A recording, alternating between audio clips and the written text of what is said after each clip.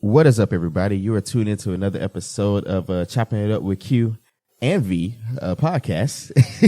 The podcast where you come and just hear all the craziness and random things that are going on throughout the world. Some fun, some not so fun, but hey, sometimes you just got to talk about it, right? I'm Q. And I'm V. And we're here. Yes. Again, back again for the 17th time, something like that. But, man, how's everything been with you?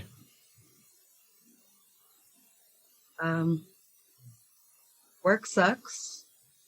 I'm tired of going.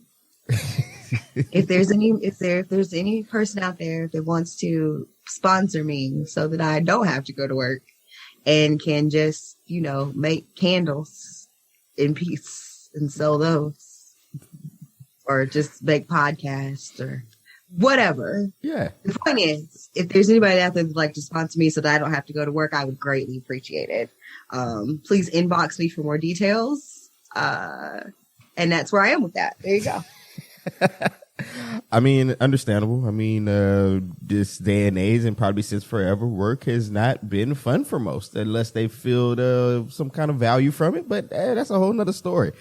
I feel some value from work, but they are white. They're all white. And then, So I told y'all that we all were working from home, and then they were still coming to work. And then COVID was running through there like Tomb Raider on their asses. Well, now COVID has decided to roll back through again, like Tomb Raider. Mm-hmm. And now they're all sick.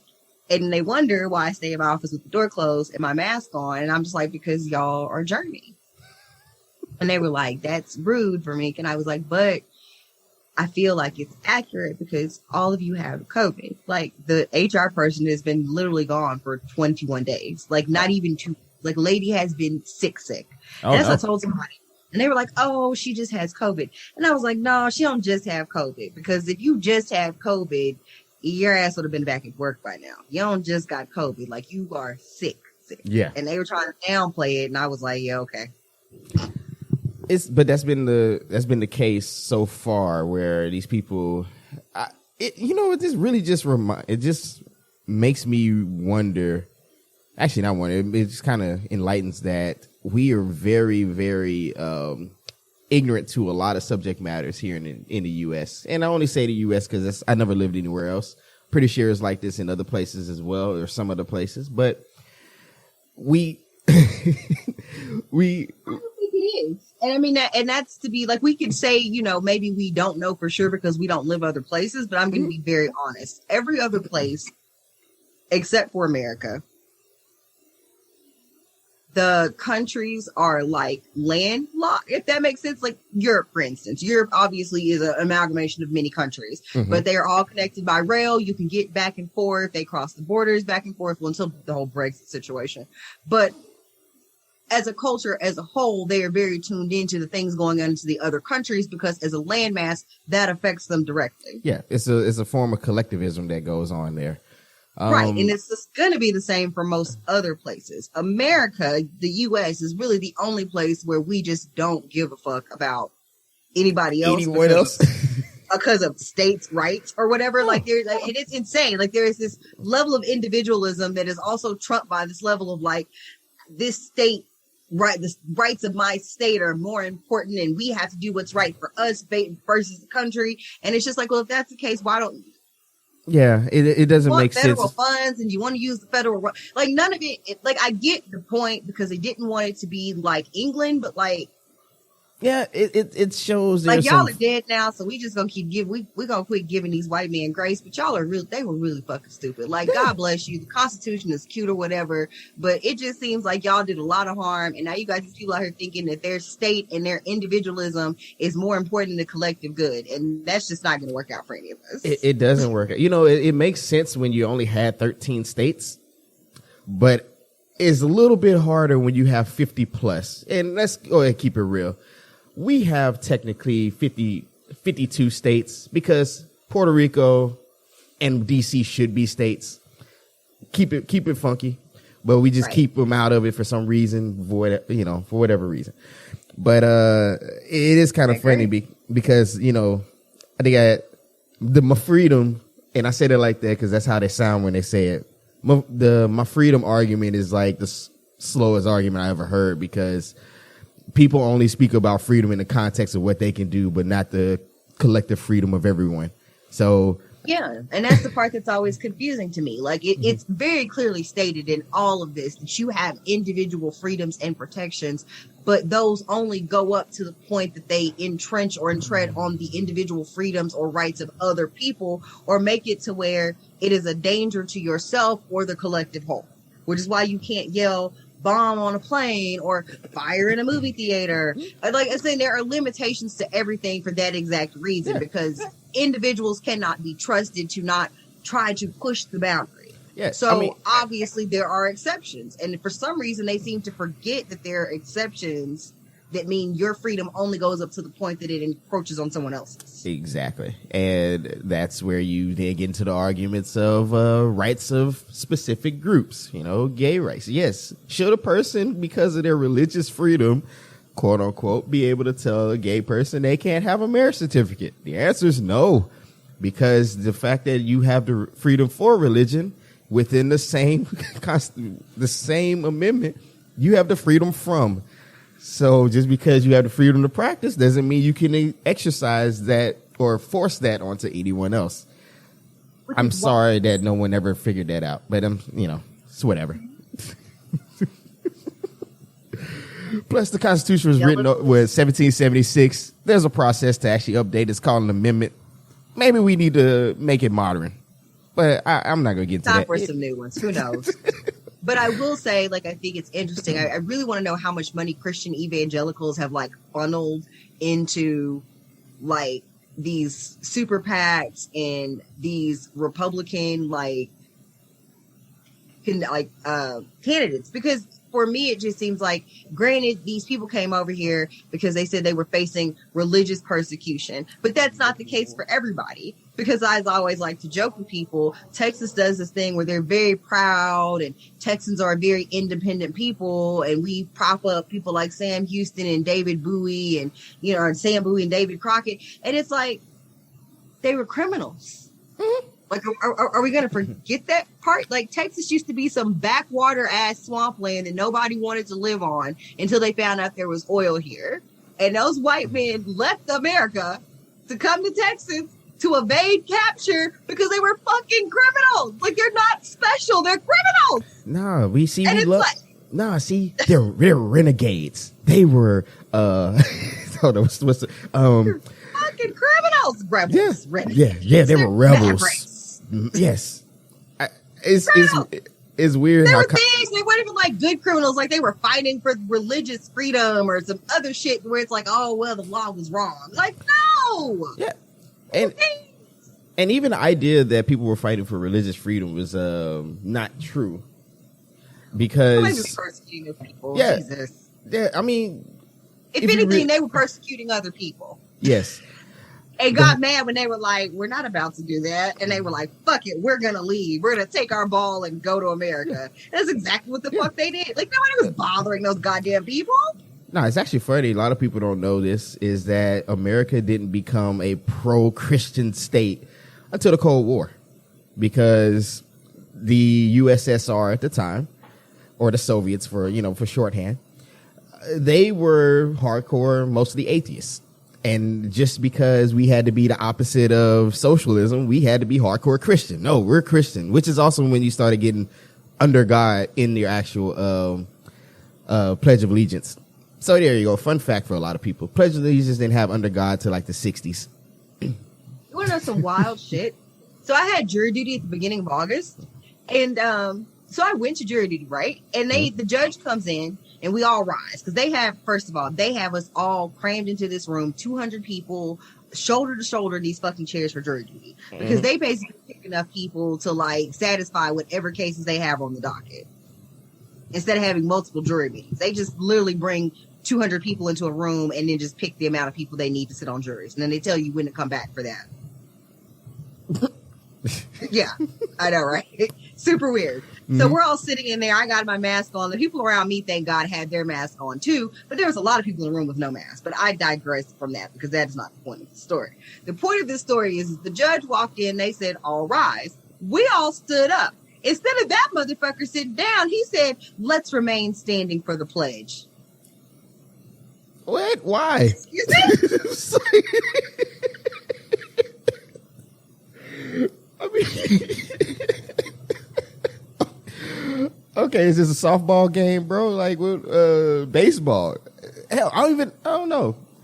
I don't even know what the kids still say to. He told me to remain standing for the pledge. And me, because I was like, I really just want to leave here, and I don't want these people to have me in contempt of court. I don't know what the rules are. I was like, I'm gonna stand here. I don't have a mask, so it's not like I had to fucking say the pledge. I just stood there, but I was like, this is some wild shit. Like, we are not 8. Like, why do you have all these grown people in here who just want to leave? Like, I just want you to tell me I don't have to be on a jury. I want to go home. Yeah, because I mean, half the time you don't want to be there anyway. It's like, jury duty, damn. I didn't want to go. Like, I didn't even want to be here. And yet here I am doing my civic duty, waiting for you to mail me my $10. And instead of you doing, like, now, why I got to say the pledge? Oh, man. You know, we should just change the pledge to the theme from Team America. I think more people will say it there. I thought you were going to say, let's change it to the Teen Titans theme song. But, you know, whatever. I mean, yeah, we'll do that too. Whatever. Just anything. We need to do a remix to it. Update it. You know, get a little upbeat. Put a drum beat behind it or something like that. Something. I think that's gonna make the people. That's gonna make them want to do it. Yeah, maybe. Which, you know, are we gonna finally? It's very weird, right? Because my thing is, you're pledging allegiance. Which, granted, like if it's your thing, whatever. Sorry, yeah. But to me, it just seems like Christianity and this weird obsession with like pledging a flag like can't go hand in hand, right? Because the commandments say that you're not supposed to worship false idols or, you know, put anything above God, but then you're sitting here pledging allegiance to a fucking flag. Like it doesn't. Are we now trying to pretend like it's one nation under God? And the thing about it is we're not one nation under fucking God. Like it's in the goddamn Constitution. No, I don't have to believe in God. If I don't want to, you can't do anything about it. That's the thing. But again, trying to explain that to people is fun because it's like, yo, it's in the text. What are you talking about? It's like they don't do the reading. No, as with everything else in America, you just show up for the assignment and don't do the reading. And then you get mad when people are appalled that we don't know what the fuck we're talking about. Yes. No, it's like it's funny. I didn't read anything. I'm here and we're great. No, bitch, you're not great. Read. No, it's like when they say, hey, we can't change the Constitution. Yeah, you can. It's been done before on numerous occasions. But fine, you know, because... Never mind. I don't know. People are weird. And then again, let's also keep it real. It's kind of weird that you're making, you know, K through 12 kids pledge their allegiance to a nation. You know, I ever find that weird? I mean, especially because they're in kindergarten. Like, they have no concept of... Like, it's indoctrination, but then they swear that, like, we're being brainwashed by the Soviets or socialism or Marxism or something. But, like, aren't they brainwashing children, too? Like, it's very weird. Like, I don't know. I feel like it wasn't as crazy, like, pre-9/11, but now it's insane. I don't know. Oof, man. I mean, here's the thing. When people talk about the idea of... because they always want to talk about socialism, how evil it is. And it's like, you know what? You ever realize a lot of stories in the U.S., again... It's the only place I live, so I only kind of use that as context. A lot of these things are repeat. Like we're kind of like, you know, in the tape deck and it's just going on repeat the whole time. Like some of the same. We're in the 80s. I'm waiting for them to dig up Reagan. Like at this point, I'm just waiting for them to dig Reagan up and we can just all go back to the crack era at this point because they're trying to get there. We're doing something. Waiting for the Reaganomics to kick in. Just whatever. I mean, oh boy. Fun times though, but also speaking about 9/11, whoo-wee. Afghan. Man. Okay, well. We're just going to jump right into it. Okay, all right. Where were you? September 11, 2001. Where were you? U.S. history. I was in the 11th grade. Okay. So for those of you who don't know, I skipped a grade. So like, just like it sounds like I'm horrifically old, but I skipped a grade. So, but yeah, I was in the 11th grade in 2001. All right. So I was in U.S. history class. It was obviously taught by the baseball coach because. Yeah, that makes sense. But history isn't. So yeah, we're sitting there, and he, I guess somebody I guess people had cell phones, but you don't have a cell phone, like, you know what I mean? Like everybody had like the Nokia joint with the snake on it. Oh, of course. Right. So nobody called his cell phone to tell him anything, but someone knocked on the door and he stepped out. And when he came back in, he was telling us what happened.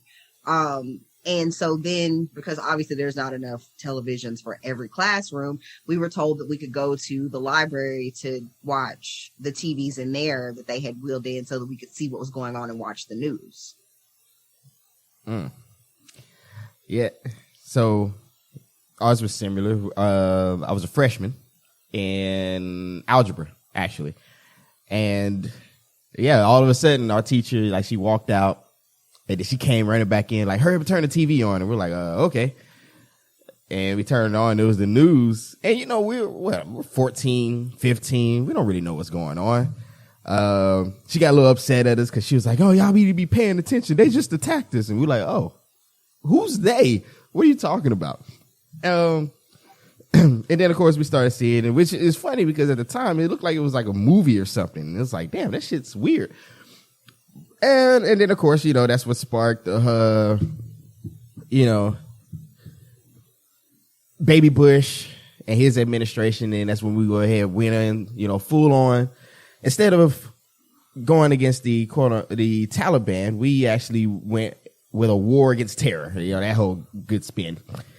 My dad actually had to go fight for a little bit. He was over there twice, if I'm not mistaken, my junior year. So. And then what exactly is a war on terror? Like, what are we terrified of? Like, oh man, it's just a war against evil, the bad guys, them people. It's giving Vietnam. It was giving Vietnam from the beginning, and now it's ending just like Vietnam did with disgrace and pulling out quicker than the guy like who. Well, it wasn't quick because we was there 20 years. Yeah, that's true. Yeah. 20. That's a fun, 20 years. People who were born in are now adults. That's crazy.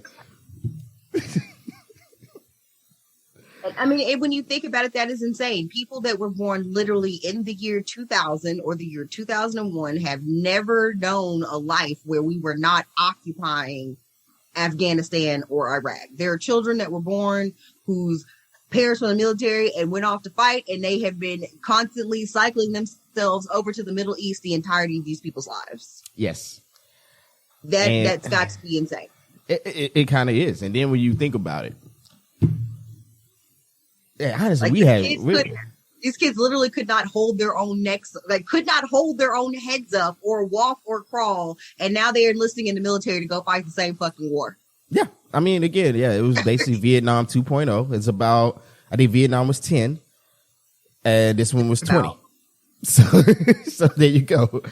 And again, it ended a similar way with us tucking tail because we finally decided to get out because we were tired of, you know, it just wasn't popular anymore. Like people, the whole us fighting for our freedoms and whatever, all of a sudden just started kind of dying out for people because we got our own problems here now. We don't want to hear about what's going on overseas. Unfortunately, that's how people looked at it. Well, I mean, and as much as I hate to be that person, to some extent you can agree, right? Like, I think that it's one of those things where it is largely fallen out of the American public's eye. It is not something that's talked about on the news. Like it used to be a nightly update about what the war on terror was doing, right? Like we used to get these, like the news was all about the war on terror. Remember, then we had like the terror alert chart or whatever to just scare the shit out of people for no reason. Remember, it was terror alert, red, orange, like, oh my God, they're going to kill us all, whatever. Yeah. I mean, and they did, you know, and I'm not saying that wasn't to some extent a concern to have. Like, these people are making shoe bombs and running planes into the goddamn Twin Towers. Like, fair enough. Obviously, we got lax on security and thought niggas wasn't about shit, and they was like, fuck you, we finna show you. So I'm not saying that there shouldn't have been some type of retaliation. I'm just saying, was a full-scale war in which the only people that really did anything are these military defense contractors that made millions of dollars. Like, they're the only people that got anything out of this. Like, the rest of us, like, I don't feel any more safe walking down the street now than I did in 2001. No. Oh, yeah. Also, you got to put a and B in that nature. million. Okay, well, they bombed the Twin Towers. They know they can't do that shit again. So now they're just, indoctrinating people over the goddamn internet, and they're not having to buy planes. They're just putting bombs and shit. Well, then the funny thing is our existence in the region actually caused numbers to go up on the opposite side, because people then looked at it like, because we did a lot of over here bothering us. Because there was no reason. No, and then we also harmed a lot of civilians. That's not good for PR. So then they're like, hey, these people who came across the way to come fuck with us have also been killing your kids. Even their contractors, which I don't know if people remember that. And so, like, you give them recruiting power to say, let's stop these people. So it's interesting. Now, I am kind of funny because I was like, okay, we've been there 20 years and you mean this shit like collapsed in like less than a week, a month? Like, what the fuck? Because it had got to the point to where we were just over there for the sake of being over there. Like, it wasn't. And granted, look, 20 years is a long fucking time. That is at least 2 or 3 administration changes. And nobody was like, you know what? We should probably, it's like Obama wanted to pull out and everybody was like, no, we got to stay over there. And it's just like, well, what the fuck for? Yeah. Yeah, like, you done bombed the fucking school full of children. At this point, I think they know you mean business. Like, I think we could probably leave them alone now. Like, I think it's okay. But it's this whole thing of American imperialism and exceptionalism, and we have to, the Monroe Doctrine, and we have to go in and we have to preserve freedom in every corner. No, you don't. No, you don't worry about the shit you got going on now. Like, I'm so sorry. Like, that might have made sense in the 70s or 80s where we had interests to protect. And we really were under threat. These people basically had the same technology as us, and maybe they might bomb us. Now nobody is trying to level a fucking city in the name of war. Nobody's trying to do that shit, except for maybe China or Korea. But honestly, like, leave them the fuck alone too. See, but even when you look at it like that, we outsource so much work and get so many products from over there. Nobody's gonna fucking bomb China. No, but the problem nobody here wants to go without anything. Nobody's bombing fucking China in the hopes that we don't fuck up the shipping lanes and now we can't get our products. Like, the fuck, nobody's doing that. Like, leave these people the fuck alone. Like, you can be mad at Biden for pulling out, and maybe he could have done it better. But at the end of the day, you don't spend 20 years fighting a war and $2 trillion fucking dollars, but kids can't get fucking free school lunch, and there's potholes the side of fucking kaiju in the middle of everybody's fucking highway. And bridges falling apart. But that's fine. like all that shit is fine, but let's go spend $2 billion to teach some people to fight in the desert while we fucking send drones over their shit and bomb schools. What did Cat Williams say? He's over there bombing people in fucking tank tops and flip flops. Yeah, exactly. They're insurgents. They look the fuck like us. Like, they're not even goddamn insurgents. They're just people over there in the goddamn desert, scared to death. Y'all are over here trying to shoot the Taliban like it's a fucking boogeyman. But that's 20 years to figure out who the fucking Taliban was. Like, no, you just did that shit to be over there. Like, you were making money. All the people involved were making money. Halliburton's making money, hand over fist. Everybody's making money, and the rest of us have to fucking suffer. Yeah, I mean, the part of the reason the Taliban exists is because our first interaction when the Soviet Union was in Afghanistan, because apparently Soviet Union was trying to actually Afghan was trying to start a socialist nation. And then they had a select group who was like, nah, we ain't with that. And then the U.S. come in and is like, hey, we hear you ain't with that. CIA go in, is like, that's cool. We'll fund you and help you fight against them and get them up out of there. So you can then make democracy, as they call it. And so, yes, that's going back right before Desert Storm. You're looking at the 80s. And so when you look at a lot of these wars post-World War II, it was always about protecting American interests. But American interest was capitalism. We trying to get this money up out of here. Catch-all term for not wanting to spread communism to other places, which is completely fucking stupid. Like, it's weird, but if they want to be communists, why do you care? And that's the part that I've always wondered. Like, what is your issue with these people being communists? If they want to be communists to the people that live there with them. Well, I think leave those people the fuck alone. Because if America decided tomorrow to be a communist regime, not a motherfucking soul is coming over here to do shit about it. No, they're gonna be like, I guess they communists over there now. Nobody's coming. Well, I think it's this: if we can show that a socialist or communist nation appears to be better optically for the average person, then people will start questioning what's their government rule currently. And so if you go look at socialist nations that have started when they're able to get kids education for free, they're able to feed them, they're able to make sure health care is available, they're able to make sure to do all of these things that should be non-negotiable. Instead of here, we got to pay to play system. And so the average person is going to say, hey, man, I want to do that over there. And so that's why every time the conversation comes up, it's always demonized. But you got a lot of old people who are still around during the Red Scare era or the 70s where they're like, oh, no, we heard that's bad. And they kill people. And it's like, we do that, too. Like, what are you talking about? But anyways, yeah. Anyway, the point is that 20 years and $2 trillion later, we don't have anything to show for it. The Taliban was over there riding the carnival rides and shit, lifting weights, having a grand old time. Man. The president hauled ass. People are on cameras begging for America to come send some planes to pick them up. Hey, man, the president was like...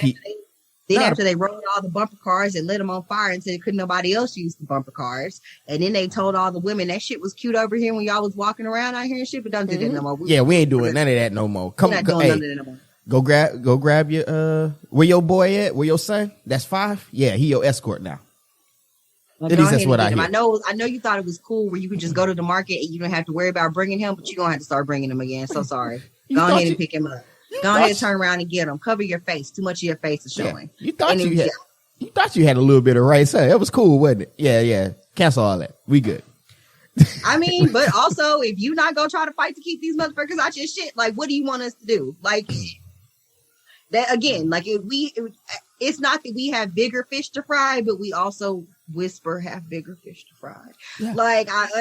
I don't want those people to like be enslaved or them to be over there beheading people, committing human rights violations. But also there are people here with no water, no clean drink. Flint hasn't had clean drinking water for the same. Yeah, how long now? The same 10, 15. Yeah, for a minute. Yeah. They haven't had clean drinking water. It's people in certain parts of the country that don't have any water because the shit's dried up and they fighting over there. Again, potholes. Then again, wait, hold up. We can't talk much. We make it illegal for women to have abortions. And then you talking about people. You gonna let people call a special hotline and turn them in if you know somebody that got an abortion. If you know a doctor that performed abortions, you can turn them in too. So I don't know. We got some shit going on over here that might classify as a human rights violation. We have plenty. There's a list growing. So yeah. And speaking of which, I don't know. Remember they was locking kids in cages. They didn't magically disappear. They still out there. Like, they still there. Yeah, they're still there. And even still fucked up over here. Like, let's keep it buck. Spade to spade here. Shit's still fucked up. Biden ain't really doing shit about it either. These white people just white peopling. So I don't know. And even right now, you got the whole going into that. You got people about to get kicked the fuck out their house because they either lost their job or hours got dwindled during the pandemic. And you got these landlords who are like, hey, man, look, check this. I know I ain't really got to pay my mortgage yet because I know, there's some stipulations that cause me not to have to pay. But I need my money, though. They got to run me my cash. I'm being enslaved because they're staying in a home that I don't live in for free. This is so stupid. I'm sorry. Right.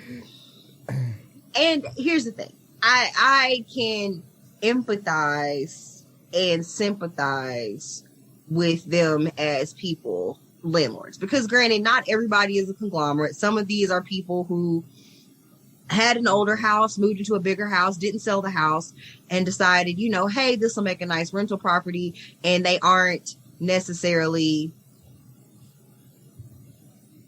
renting the house for some exorbitant amount of money, right? Like they aren't making enough money to X, Y, Z, whatever. Like it's not paying the mortgage at their current house. It's paying the mortgage at the house that the people are renting. You know what I mean? Like it's not necessarily, it's some income, but it's not enough to be like, oh, well, you know, I'm getting rich. Yeah, I'm rich off of it. And yeah. So, I mean, you have people that it's certainly not some type of like second income stream that's dependable, and they aren't looking at it to be that, which is fine. But the issue with that is that people like to pretend that is the majority instead of the minority.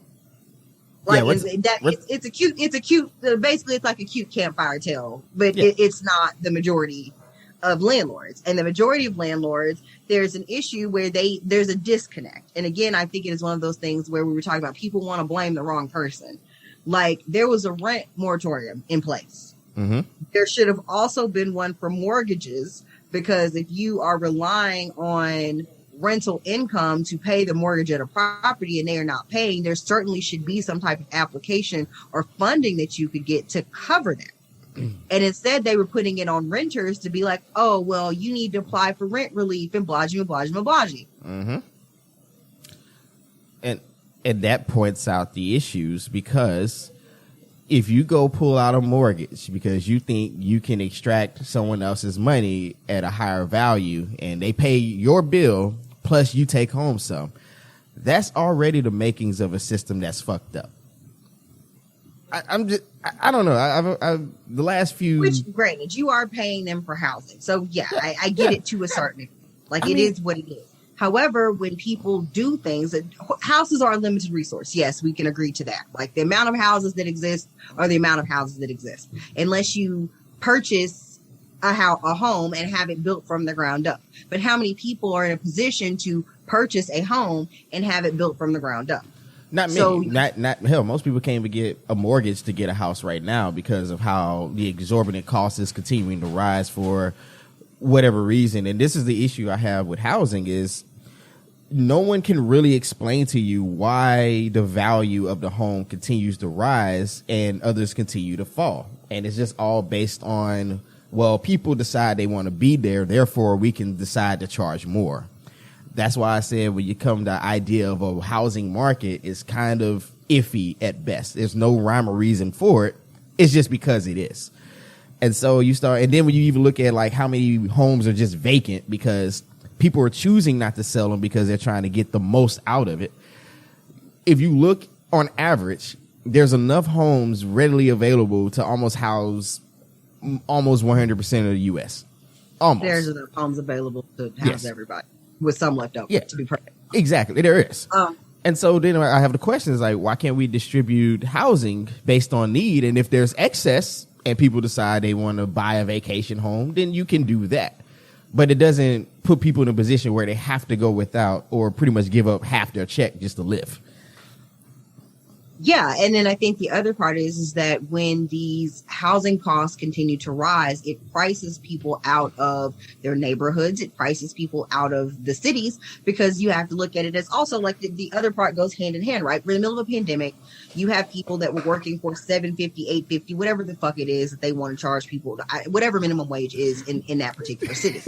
Yeah. You have people that you are calling quote unquote essential workers, forcing these people to possibly contract COVID, bring it home to their other family members and die for $7.50 an hour. And then also, because the world is opening back up, continue to be subject to abuse of people that are angry and upset because they have been locked in their house for however long. And so they think that is a reason for them to then be violent and belligerent to people who are just doing a job for $7.50. And so when those people quit and say, fuck it, I don't want to do this anymore, there's got to be something better, then it's like, oh, well. We're all lazy. Right. Then everybody's lazy, shit is shitty, there's a labor shortage. No, there isn't a fucking labor shortage. The people that are experiencing a labor shortage are people that want to pay people the bare minimum. And I don't want to hear that shit about, oh, well, small business. Okay, well, if your business is that small, it sounds like you need to get your ass up, and you and your sister and your mama and a bunch of people that have a vested interest in making sure that bitch stays open need to go there and go to fucking work. Like, that's what it sounds like to me. People that have family businesses employ their fucking family. Like, maybe you and your family need to go to fucking work, but you don't want to do that because we're in the middle of a goddamn pandemic, and you don't want your family to be the one to get sick. Of course. This is always fun. I would openly say this, and people are going to probably hate me for saying it. If you're a small business and you can't afford to pay people a living wage for your area, sounds like you don't need to be in business, or sounds like you don't need to employ anyone because you're not capable of doing it. Don't y'all always tell us, hey, live within your means? Maybe you shouldn't have bought that. Yeah. You shouldn't have bought that coffee on the way to work. That type of stuff. You don't need no avocado toast. Why is your family going on vacation? Why don't you and your 8-year-old go to the fucking restaurant and you make him serve some plates? I don't know. Yeah. How dare you think you could go on a vacation, you peasant? What? Vacation? You want your family to enjoy life too? Psh, you can't afford to enjoy life. Get back to work. Get back to work. Y'all need to figure it out. Meanwhile needs to wheel her ass out there and deliver some of them orders. Sounds like to me. Yeah, that's why I kind of laugh when because it wasn't surprising that Texas did it first, or was one of the first ones. Because I was like, oh yeah, Texas is like, hey man, it was fun. We not doing this unemployment stuff no more. Bring y'all asses back to work. We got burgers that need flipping. And, quesadillas with fake cheese from Taco Bell that need making. And they still short-staffed, still closing at weird ass times, reduced hours, because they still don't have nobody to work, because don't nobody want to go to work for $7.50. I'm so sorry. Like, I'm so sorry that you think that it's acceptable, but people don't want to do it. And when they were getting extra money on their unemployment, and they realized that if they made a little bit more, they could actually have nice things and sleep a fucking full 7 hours at night and not work 17 fucking jobs to make sure their kids had food that wasn't like rice. So you know what? I'm not fucking mad at them. Good for them. If that's what it takes. I mean, and granted, they've cut the extra money off, but if that's what it takes to make you realize that I'm not fucking going back to that bitch and I'll do whatever the fuck it takes to not have to flip burgers, good for fucking you. All the Burger Kings are shut down. I will make a burger at my goddamn house, and that'll just be the end of it. Like, oh well. Because it's just crazy how we want to treat people and then say, oh, well, you don't deserve more. Even though there's plenty to go around, but you don't deserve to have it. Go back to work. Yeah. And it's the same with housing. Oh, you are homeless and you don't have a job, and you're just always going to be homeless and not have a job, and fuck you. Yeah, it's actually funny. Like my old lady used to actually work at a homeless shelter. They all worked. They just couldn't afford to live anywhere. That's the fun part. Like, a lot of them had jobs, but mathematically, you can't live anywhere for a minimum wage. Like, at all. You need roommates, or you need government assistance, and that's the part that people seem to leave out. Oh, these people are looking for a handout. Are they? Are they looking for a handout, or are they people who work really hard, who have 2 jobs with shit benefits and can't afford to be sick or can't afford to take time off? Not to mention the fact that childcare is fucking expensive. Like, I think there was a woman who was doing the calculations. I can't remember where she worked, but she was doing the calculations, and she was saying that they were literally on the job that she had there, when she took out like all the things that were like job expenses, like needing childcare and gas to get back and forth to work, and like whatever the wear and tear on her car was. She was like, some months, it's like some paychecks, it was literally $40 left over. Like, it averaged out to her getting $40 a paycheck after she had to factor in the expenses that actually went to her trying to get to work and having childcare. Yeah. Like, no one ever considers those things, that you technically also pay to go to work for somebody. You also pay to own your business. You pay in a lot of different various ways. If you're a door-to-door salesman, you got to equate wear and tear on your car, getting your kids to and from places, business expenses, all these different things. Now, some of those can be write-offs, and just like with your job, depending on how far you stay, it could be a write-off. But it's still, at the time, something that you always have to consider. And yes, why you think sometimes if you have a family, and this is actually more beneficial for women for there to be a universal daycare or child care programs that states cannot opt out of. Let's put that in there. You can take your freedom to the door. I don't care. But part of the thing that keep a lot of women out of the workforce is children. They may want to have children, but this is also why a lot of them are choosing not to, because they have to choose between, do you want to work or do you want to have a family? You can't have both unless you make a decent amount of money. Right. So then there's always this thing. And that, again, it always falls to policing women in some way, right? Because then if I get pregnant by a rapist or something, you're telling me I now can't get an abortion for that because there, by the way, is no exception for that. Mm-hmm. So you're saying now I have to keep this baby. So now not only am I traumatized and have to keep this rape baby, which I know sounds horrible, but also it does, but I mean, it's a reality. But yes, now I have to keep this baby, but then also I don't want this baby because I was victimized by someone who attacked me. And you're saying that I need to suck that up, get over my victimization, keep this baby, but then I somehow also need to still manage to have housing and food for this extra person that I did not plan on having that you won't let me get rid of. Mm-hmm. But then you want me to go to work and I have to pay for childcare. And childcare for infants is not motherfucking cheap. And we're not talking. It's not cheap. People are paying thousands of dollars a goddamn month for somebody to watch their infant.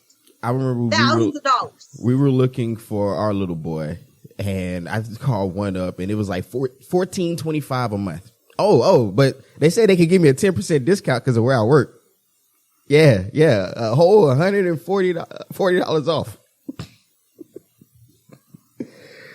Yo, man, and then it's funny when they say it because they sound like you're just. So the baby is rent. Pretty much, yeah. He's rent. He's rent. 2 car notes. Plus insurance, whichever one. Okay, the baby's rent. Okay, that's good. Yeah. Just so they can wait, hold up. They can lodge your child for X amount of hours, and they'll keep them alive for you. I guess that's why they charge you much. And even with what you were saying earlier, though, let me help guys also understand this. You do realize this also hurts you as well, because if you're not just balling out of control, because for some reason everyone thinks everyone makes $100,000, which is not the truth. That's like maybe 30% of guys overall in the U.S. But then again, you look at it like the financial burden that comes with that. And instead of actually looking at why does this burden exist, you didn't get mad at your lady because then you think she's lazy or bummy because she doesn't want to go back to work. But it just doesn't mathematically make sense, because if she goes back, she'll basically just be using her money just to pay for childcare, and that's it. So it offsets. You're back in the same spot. So just to help people out. People don't realize that you're working to literally just pay for the expenses of working. And that's what people seem to forget. And so when you're just paying for the expenses of working, you can't afford to save money or, put it into a bank account or do the things that you need to do to make yourself worthy to a bank to be able to get a mortgage. Because people love to say the thing where it's like, oh, well, if you can pay that much in rent, then you should be able to pay a mortgage. Yeah, that sounds great in theory, but I also may be able to scrounge up that money in rent by working 3 or 4 jobs every month, but I may not be able to be credit worthy for the bank to be like, yeah, girl, we'll give you a loan for this house. Yeah. Those are two completely separate things. And even then, a lot of people don't realize when you go get a mortgage loan, they want to see you have X amount in the bank because you still have to cover down payment, even if it's 3%. Now, depending on where you are. FHA loan, yeah. And that's lucky, 3 to 5% with an FHA loan. Then again, not every person accepts an FHA loan. So now you're looking at 3 to 5%. Your average home is what, 300-something thousand now? Depending on where you live, but I mean, if you're getting FHA loan, you can get by with a little less because that's normally reserved for people that are buying in rural areas. So but granted, so let's say bare minimum 100,000. We'll say the house cost is 100,000. Oh man, you fixer upper? Come on, we're still talking about a rural area. I'm not saying you have a house in Houston. That's normally where you get an FHA loan.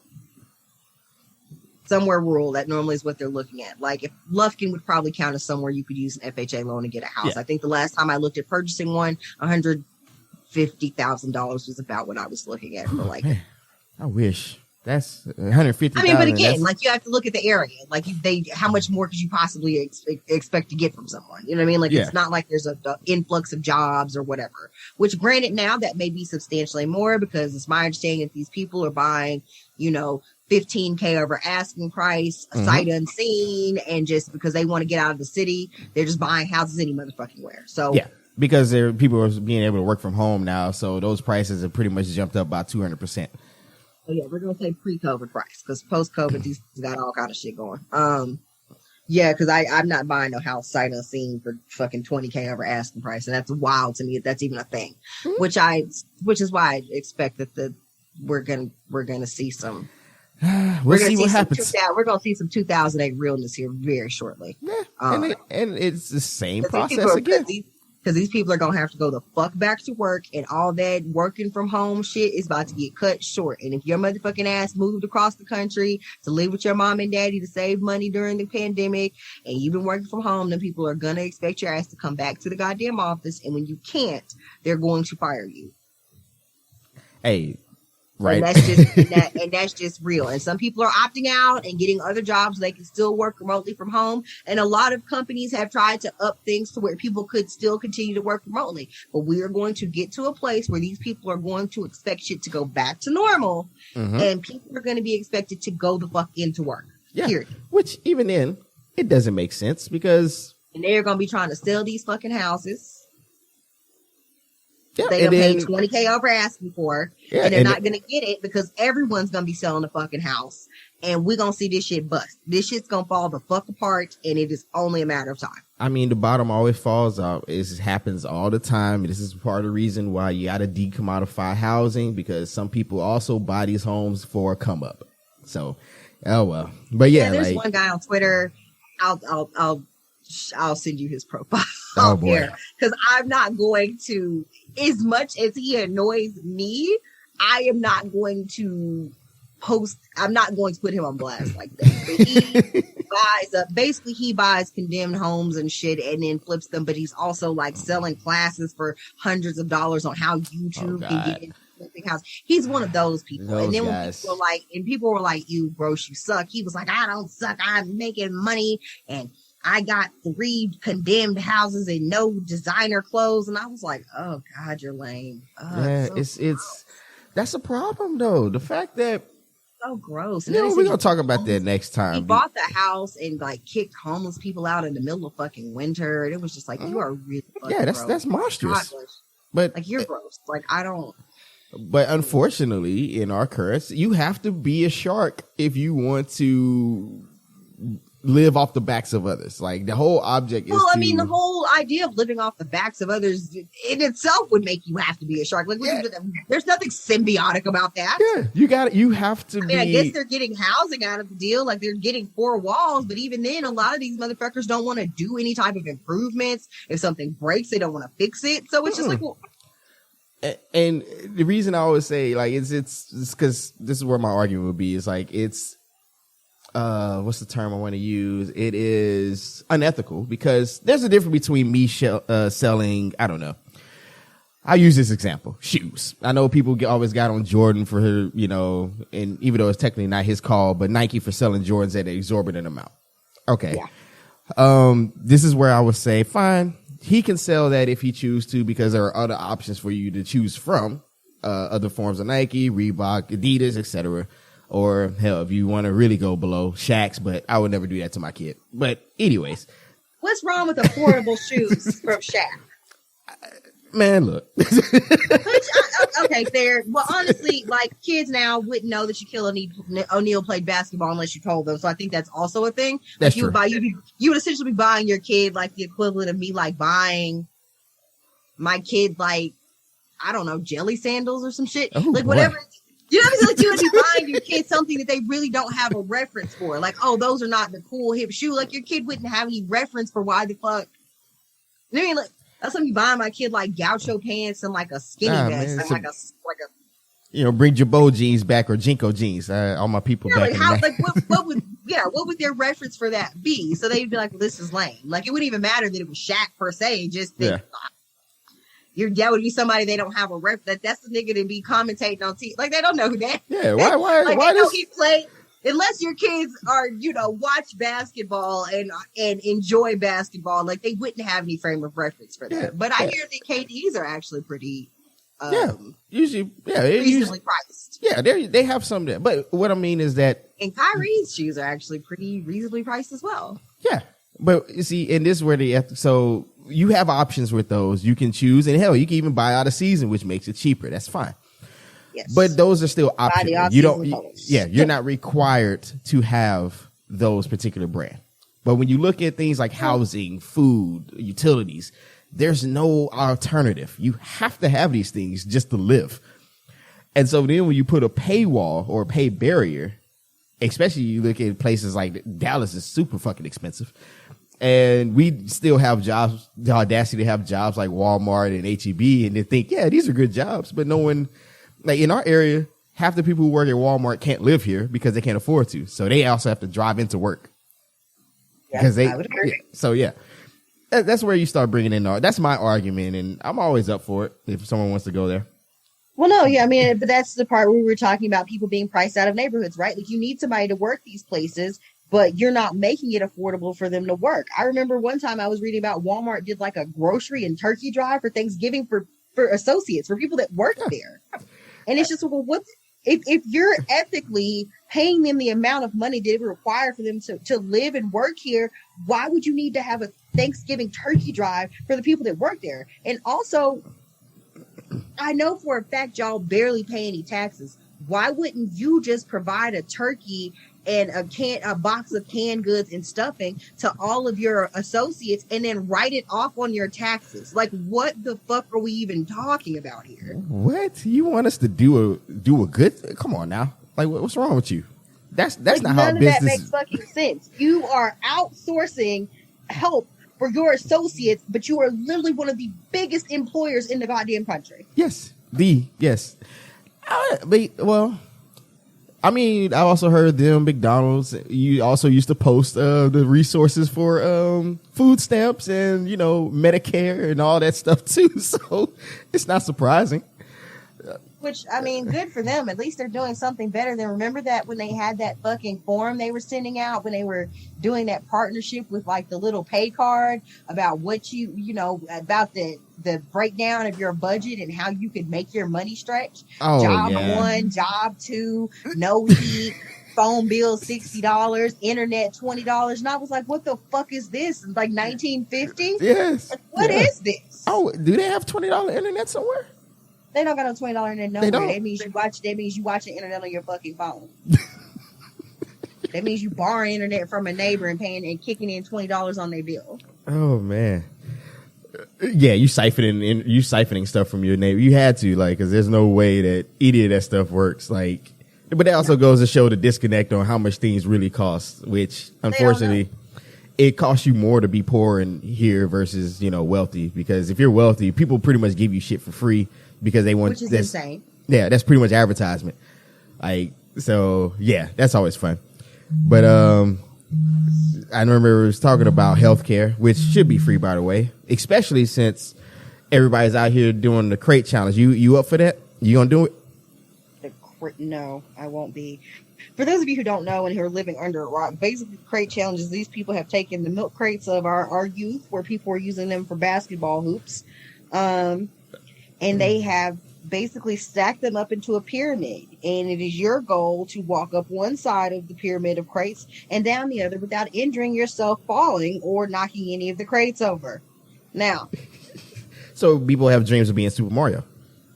Yes, the original crate challenge, Super Mario. The problem with this is that, as you may know, milk crates are unstable and people weigh weights.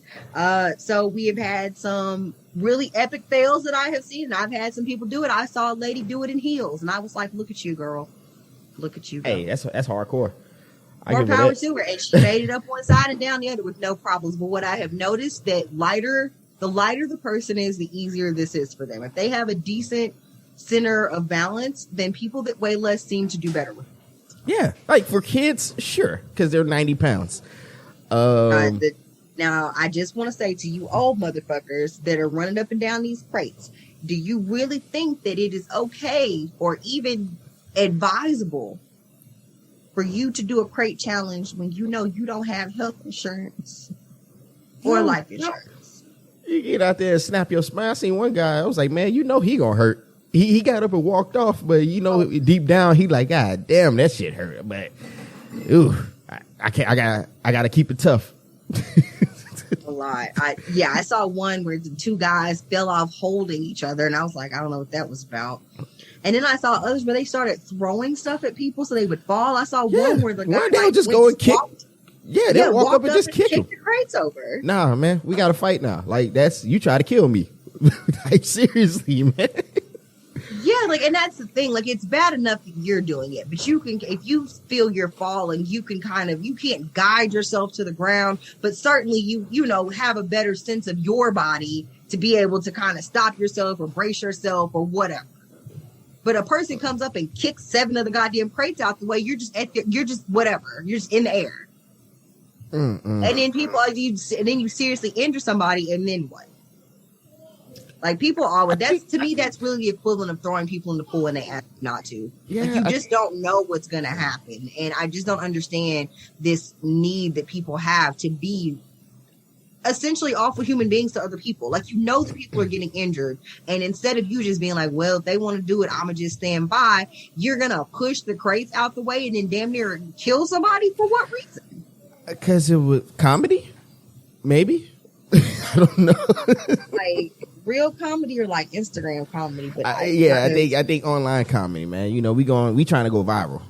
That's what it is now. Which, I mean, I guess, but like, even they're starting to get played out. Like, that dude whose name I'm not gonna say, but baby, you could probably hang them skits up. You ain't tried to do nothing else yet. Not gonna try to get in a movie. You can't do no voiceover acting. You just gonna keep making that same skit with that girl who looked slow. Like, you saying she's hood, but she looks slow. That's just me. But I mean, that's fair advice. If it's necessary, some people got to hear it. But one, I do have questions. Hear it. Now, I do know things like TikTok are banning the crate challenge for being on. So I don't know about Instagram, but I know TikTok is removing them because of the risk of injury. And it even made the news. And I was like, damn, look at this. We were viral for the wrong reasons. for Hood Olympics. Terrible. I mean, think about, well, I also have a question. Where the hell are they getting these crazy? Did somebody raid a Family Dollar? Well, I mean, I guess the milk is being delivered in crates, so they still do milk deliveries, like to homes. No, to the store. Oh, to the store. Okay, that's what I was like. Right, I guess so I think they're just going to the grocery and being like, hey, can we have your crates? Because I'm assuming they don't give them back to whoever delivers the milk, correct? I don't know. I mean, I know when I don't know, but I assume that's where a milk crate came from, that they were getting them from some type of store. They were putting them back. Yeah. I mean, I thought companies pick them, like, because, you know, like pallets, you can't just get rid of those. Some companies like, yeah, we gonna need those. So maybe, I don't know. Well, yeah, I think maybe it depends. Because I mean, when I used to work at the candy factory, I needed a pallet for something, and they let me take it home. They were like, well, we're going to throw them out anyway. So I think it just depends. I guess it depends on the company. Yeah. But I mean, again, but I think it also is like, it depends on how old they are, how long they've had them, because I'm sure they can't just keep using pallets to the point to where they fall apart. I think at some point they do. That's a risk. But and then the question is, whose idea was this? Like, who just saw crazy and was like, yeah, this is it. Like, it just popped up one day and it was like, oh yeah, people were doing a crate challenge. It's like, okay, like why?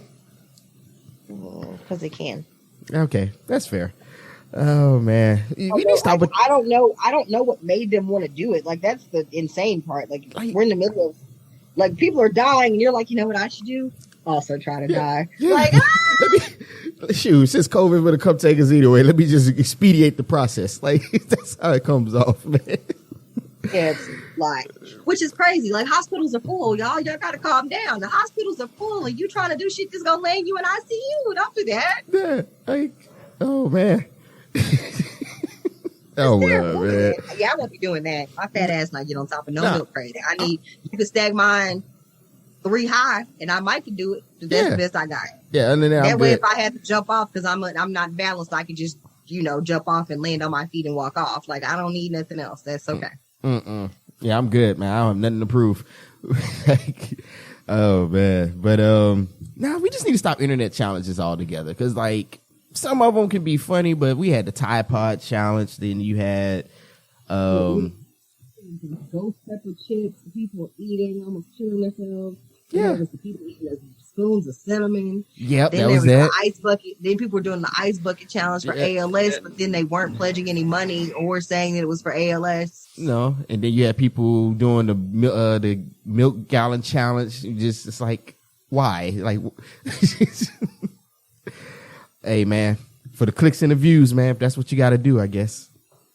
Yes, so. Oh man, anything else, ma'am? You got something left on your heart? I don't think I have anything left on my heart. Steph Curry, his parents are getting a divorce. It's not really on my heart, but I just thought it was interesting. Sonya and Dell Curry are getting a divorce after 30-something years, yeah. Together. And I just thought that was wild that after 30-something years, you were like, you know what? Fuck out of here with that. That is kind of interesting because they will be, what, in their 50s? Shit, probably older. Probably older, maybe.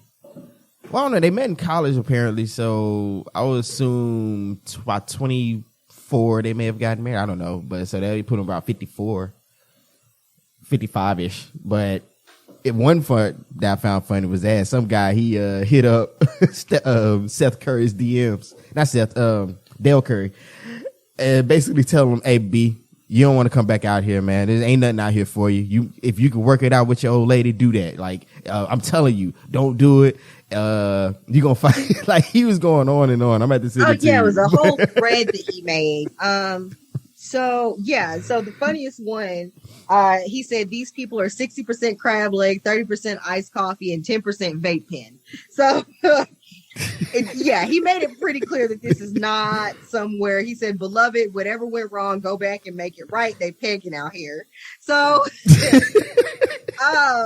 so if you want to look up the thread, because it is absolutely fucking hilarious and kind of indicative as to what the dating scene is like now. The gentleman's name is at Solomon Missouri, SOLOMON altogether. So you can go to his Twitter. That thread is, he made a thread about why Dell Curry needs to try to make it right with his wife. And it is probably the most entertaining thing you will read on Twitter. Look, man. Look, if you can make it work, make it work. If it's something where it's like, yeah, we don't work really, we just faking the funk, that's fair, fine. But if it's over some goofiness, hey man, figure it out. So for those of you who don't know or haven't really been keeping up with it, they're getting a divorce. Their side, she filed for divorce. He's saying that he doesn't want to have to pay alimony or give her any money because she was cheating with some white man ex-Patriots player or something, who actually they went to college with and might have been friends with, is what he's saying, and that she's living with this person, blah, blah, blah, blah, blah. She says that that's not true. She's been living alone because he kicked her out of the house. And they've been separated for some time. The issue with this is that he's upset because he says that she's cheating. And she says, well, he has cheated the entirety of the time that we have been together. And I have just let the shit slide for the sake of our family and our children. And now that our children are grown adults who don't live with us anymore, I'm just about through with this. Oh, man. Hey, it sounds like something from Love and Basketball with Zeke McCall got caught up. I don't know, man. This is crazy. Yeah, I mean, and I think that, like I said, I don't know what's true or not true. I can't tell you. But what I can tell you is that, man, it's absolutely correct about the dating scene. They're pegging out here, and these bitches are made of 10% vape pen. And if you too, and he was like, have you ever heard of charcoal ice cream? I don't know what charcoal ice cream is. What the hell is charcoal? Yeah. Don't know. And I don't want to find out. So if that means I got to try to make it work after 30 years off the strength of not wanting to know, I'm going to figure it out. Look, some things can be salvaged. We just got to put in the work, but and we going to make it. We going to damn sure give it a whirl. Hey, got to give it a shot because, these single streets ain't what it's all cracked up to be. My homeboys even told me that. They like, hey man, you don't want to be out here. Stay where you at. It's like, I said, all right, I got you. Figure out a way to make it work because shit is bad out here. Tell you, it's bad. Everybody on the hustle. That's fair. Hey man, I saw a man on Twitter who said that his wife liked flowers and he didn't know why she liked flowers, so he didn't buy her flowers. And everybody got on his ass like, "Bitch, what is wrong with you?" Yeah, just get the lady some flowers from time to time. Like, you ain't got to do it all the time. $7 goddamn dollars at the Kroger. Like, you mean to tell me this bitch just she's not a bitch, but I don't know her. But the point is, you mean to tell me this lady wants some flowers and you feel like $7 is a bridge too far for you to just bring that lady some flowers. Nah, man. You gonna be finding out what charcoal ice cream is soon too, sir. You finna know. Nah. See, she want the flowers that cost like $100 per bouquet. That lady ain't said that. She want real roses. That lady ain't said that, and real roses are relatively expensive too. So that lady ain't even said nothing about that. All that lady said is that she liked flowers, and that man took it upon himself to be like, "Fuck you, bitch! You won't never get no flowers from me," and that's some wild shit. So, as somebody who was married once before, I'm not now for obvious reasons, but what I can tell you about that is that very often we have love languages and we want to love the people that we love with the languages that are acceptable to us. That does not work. You have to love people in the languages that are appropriate for them. If they are people that enjoy flowers and that makes them happy, you should do that because you love them and it makes them happy. Just like if you tell me that your love language is fucking V-neck t-shirts, okay. Yeah.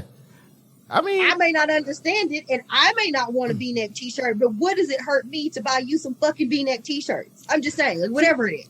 I guess some people would say, at what point does that become unreasonable in some cases? Like, 'cause some people may come up with something wild, like, I really feel love when we can do, I don't know, bring a GIMP, I need you in a GIMP suit with the ball gag, and I want to do blank, whatever.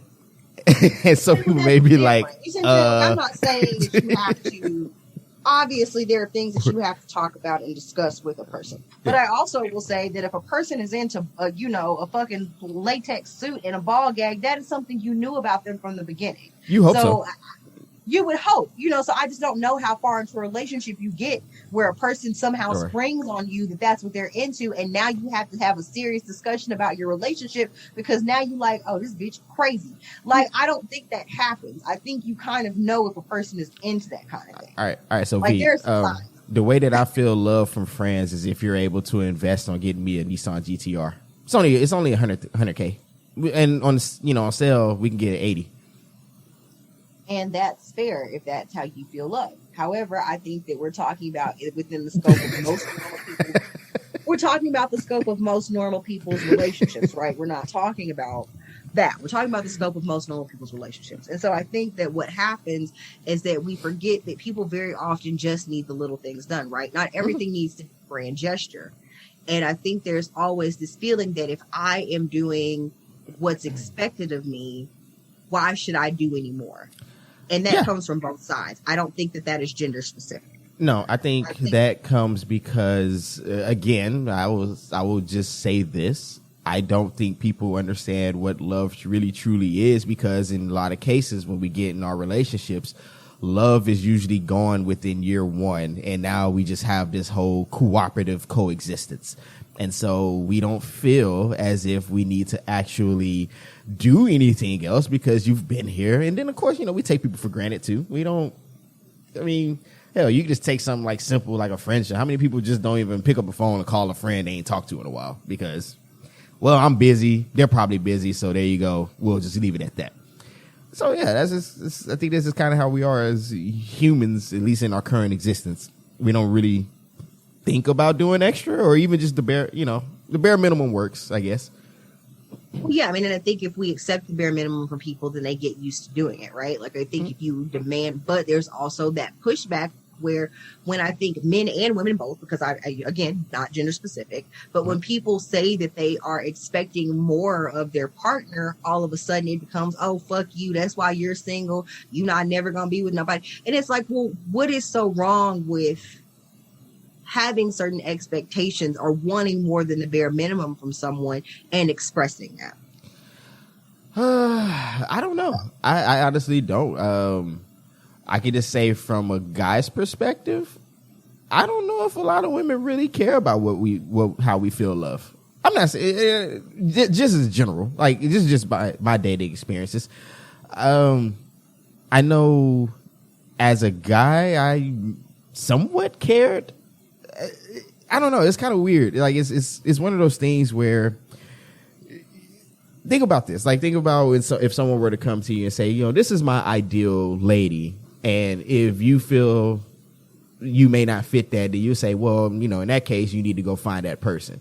Or if someone were to come to me and say, hey, how I used to be, my wife would be like, hey, well, I like it when you do this and do that. And I ain't got time to do all that. You knew I didn't do that before. Like, I remember she used to talk about things like intimacy. And unfortunately, as guys, we get intimacy and sex mixed up. So, and she used to bring that up, or quality time, or just spending time. And I'm like, well, you're here right now, but my focus was elsewhere. And to me, spending time was you physically being in presence of me versus us actually interacting with each other. And of course, when I was young, I was like, well, I think you're just tripping because I don't see what the problem is. And so it's also that disconnect as well, not really sitting back and understanding. Damn, I was terrible back in the day. She stuck around though. It's fine. I think that we all have growing pains. I will say, and I think that we have to take genuine time and care to understand what our partners require of us. And I think that sometimes the language is a disconnect, and I can say something that does not make sense. But maybe if we ask the right questions and have conversations about it, we figure out what it is that the person really needs from us. Yes. So I think that does take time, and it takes a bit of growth. It doesn't happen overnight. So, I mean, it's good that you've gotten there, but I mean, I think a lot of people struggle with that. Yeah, I'm working on it, one step at a time. It's kind of like a 12-step program. That's all you can do is take it one step at a time. Shit, like I said, these people are 60% crab legs. Like you figure it out in the spirit of not having to deal with that. I will tell people this. I know there's plenty of people who can think about right now, because they always talk about the one that got away, and when you really think about that, it's not the one that got away; it's the one that you kind of failed to work out with. So. They didn't get away. What happened was things were not clicking, and you were not making a concerted effort to make them click. There you go. So nobody got away. People opted out. Yes, exactly. Damn. But yes. I encourage opting out of I encourage people to opt out of shit that doesn't serve them. Like, I mean, yeah, that's fair. People have that option and that choice. So do what you can while you got them, or while you're with them. Granted, he told that man not to come out here to try to make it work with his wife, but he may also not be able to make it work with his wife. So we'll see. Like, sometimes shit is irreconcilable, and that's shitty, but it's the truth. Hey, that's fair. So, hey man, good luck to him. That's all I can say. Yeah. Good luck, everybody. Oh man, but I think that's where we're gonna be. Conclude this one on today. V, you got any events coming up, new podcast episodes or anything like that? Go ahead and throw it out there. Well, there will be a live stream for All Docked Up podcast. That is me, Chris, and Penrose. You can follow us on Twitter at All Docked Up, I think. Yeah. Uh-oh. You supposed to have this stuff ready to go, man. Sorry. Shit. My bad. But so we have a live stream tonight. Yeah, it is All Docked Up. Sorry, I was correct. It is at ALLDOCDUP, All Docked Up. Tonight we'll be live streaming. I believe that starts at 7 Central Standard Time. We covered the documentary Out of Thin Air, Into Thin Air. What's that one about? Yeah, so sorry. I'm sorry. I can't recall exactly as out of or into thin air. But it is about one of the most notorious criminal cases in Iceland's history.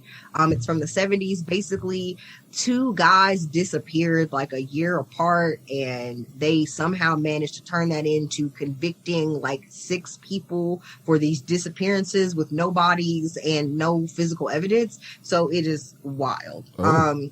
So yeah, we'll be talking about that and how that's super interesting. So yeah, you can join us there. The links will be up on Twitter. So just click our links and join us, and we'll talk about that documentary. What else is there? Murder v. Rote will have a new show out on Tuesday. I talked about Andrew Cunanan, the spree killer who was also responsible for the death of Gianni Versace, and the difference between spree killers and serial killers, and some of the psychology behind that. So that episode will be out on Tuesday as well. Okay. All right. And for those who wanted to follow the show on Twitter, we are at choppingitup_pod, and that's chopping with no G. Also, this podcast will be posted in various places where you can find podcasts, but specifically Spreaker, iTunes. If you are on, Apple Podcasts. If you are on Apple Podcasts, please leave us a review. Let us know what we're thinking, what you're thinking about it. Let us know where we can improve. And also, if you just want to join in a dialogue, hit us up on Twitter as well.